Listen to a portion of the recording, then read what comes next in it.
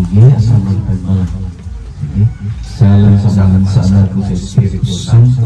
Amen. Ang grasya sa Panginoon sa Kristo, ang gugma sa Diyos, walang panagiusa sa Espiritu Santo, maraming inyo. Manausap sa nimo.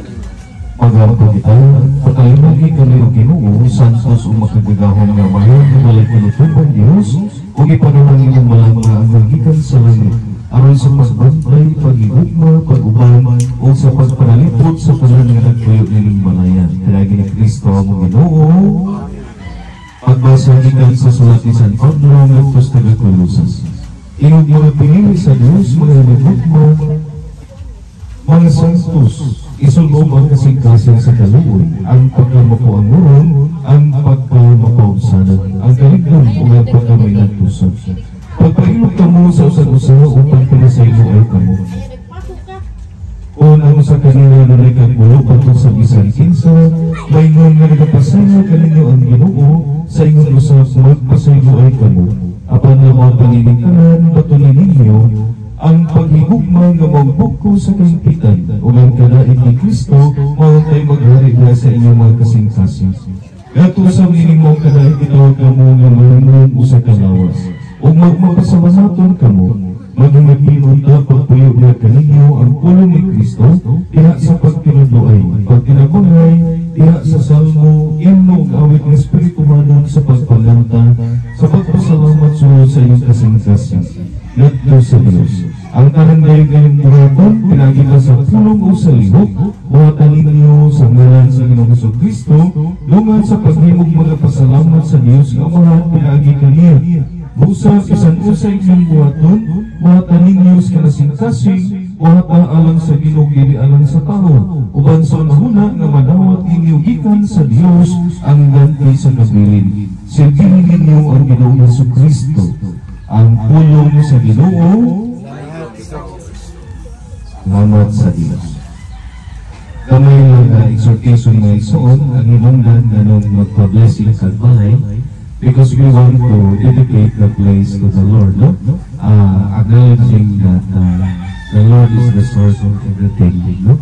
That we have, and we are just stewards of all these things, no? So, common na din ang lindot ba nga isuon na aron ma-maintain kung asa sa atong lugar, aron dili maghari ang darbo sa atong kasing-kasing o sa atong kuna-kuna. There is one saying that says na it takes a hand to build a house, but it takes a heart to build a home. No? So there's a big difference between a house and a home. Kaya kung ingat ang house, it is made out of cement o sa paradya, no? But when you say a home, mga exon, it is something that is different, no? Something that cannot be seen, but it can be felt by us, no? So, but even we can only make our house a home if there is love between all the members of the family, among the members of the family, no?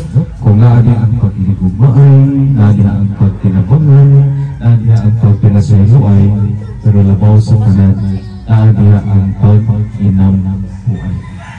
So, more bitaw lang na, if it is possible, it is really important na isuon na ang tanang members of pamilya, musimbo, mag-ampun, kaya kabahin naman ang Ginoo sa ato ang kinapin.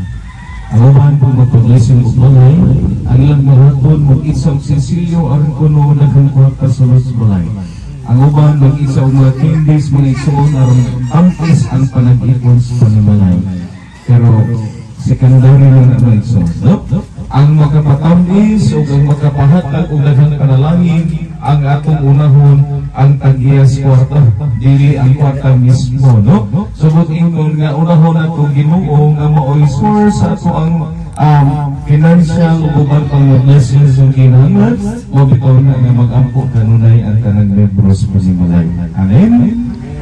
So sa matagpag-ampo ang atong itubag, Ginoo kaluoy kami. Ang usbon, Ginoo kaluoy kami.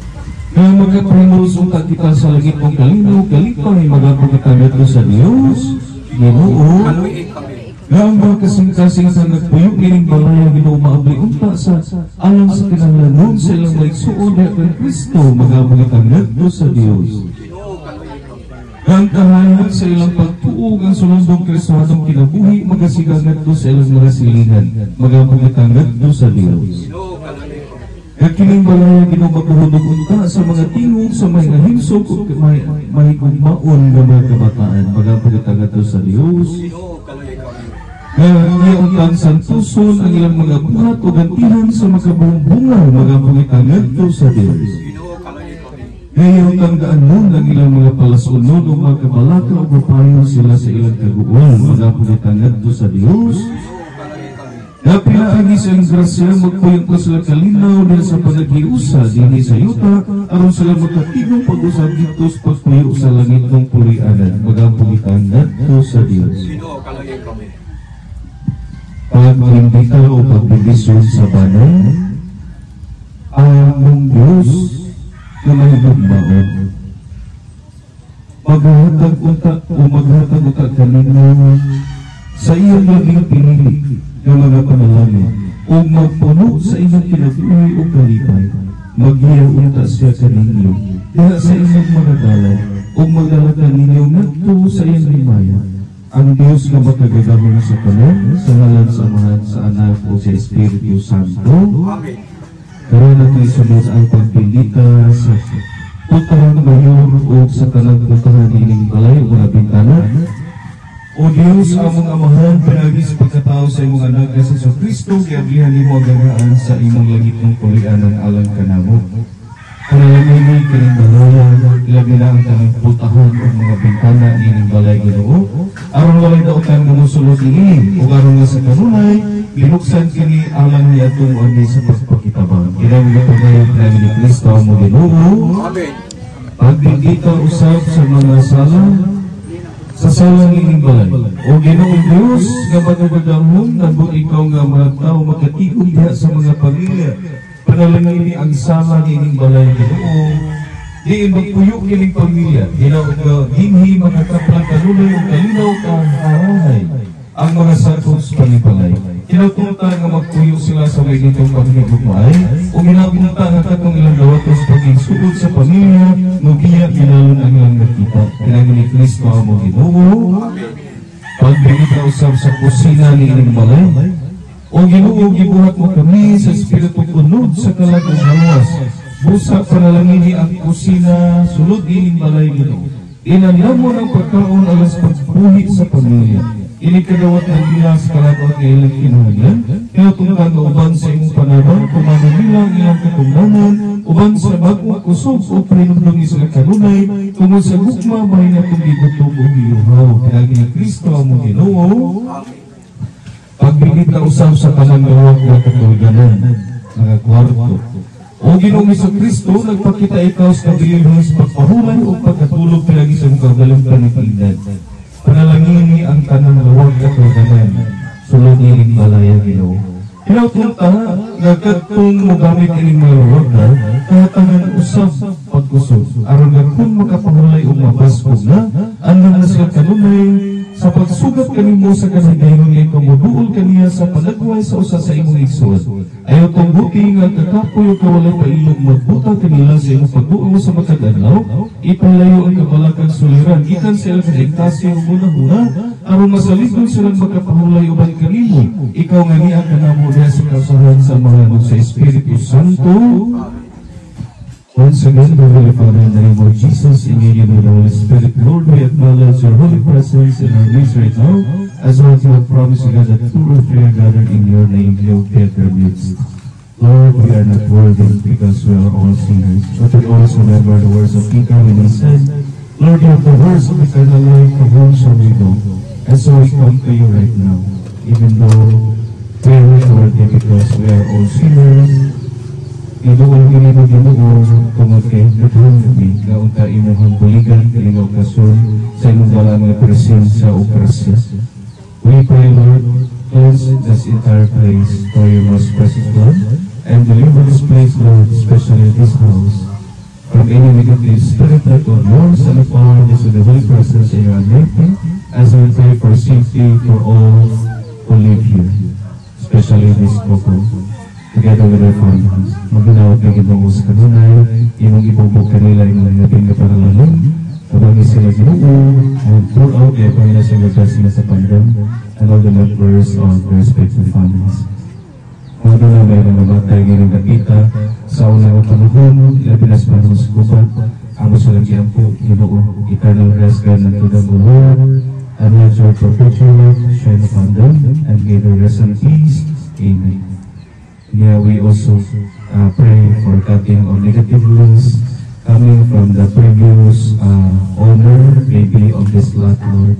Also, may history na yung lugar, among ipangayos na noong ang mga batik, labi-labi ang mga curses o mga tumulog, Ginoo, ilit mo apikto sa kanang na nagtuyo din kalaya. Kinagkaroon na bahad ang mag-ipalay ko sa lamata. Kaya din ang Kristo ang mag-inong. Amen. And once again, may all of us and this entire house be blessed, be powered by God's holy presence and His anointing. In the name of the Father, the Son, and the Holy Spirit.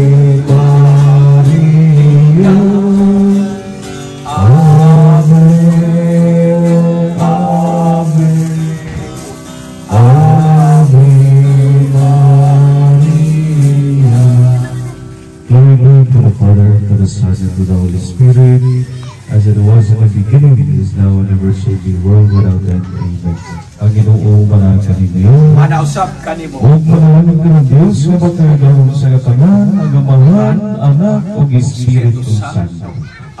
Ayan, salamat, congratulations. Pagkakan ako ang Ginoo.